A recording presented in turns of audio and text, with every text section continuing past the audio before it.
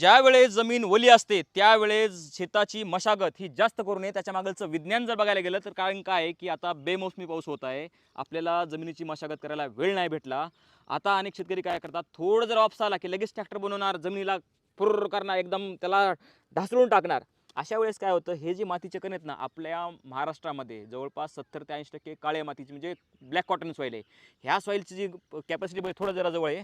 ज्यावेळेस आपण ह्याला नांगरणी करून हे करतो ना, त्यावेळेस त्याचं जी पोत आहे ती बिघडते. अशा वेळेला जमीन अजून कडक होते, पिकांच्या मुळाची वाढ होत नाही.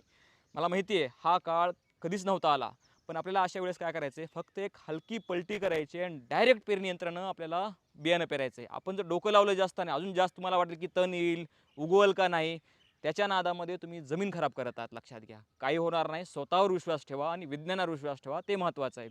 जास्त करून आपल्याला काय होईल की जास्तीत जास्त तणनाशकाचा खर्च वाढेल यावर्षी. पण ही नांगरणी जर तुम्ही केली जास्त आता ओल्या ह्याच्या जमिनीमध्ये, तर पूर्णपणे मातीचं स्ट्रक्चर हे डिस्ट्रॉय होऊन जाईल. हे मी स्वतः म्हणत नाही, मी स्वतः शेती केलेली आहे, मला विज्ञानाचा अनुभव आहे आणि तुमच्यासारख्या अनेक देश विदेशातल्या शेतकऱ्यांसोबत मी काम करतोय. तळमळीनं सांगतोय, लक्षात घ्या.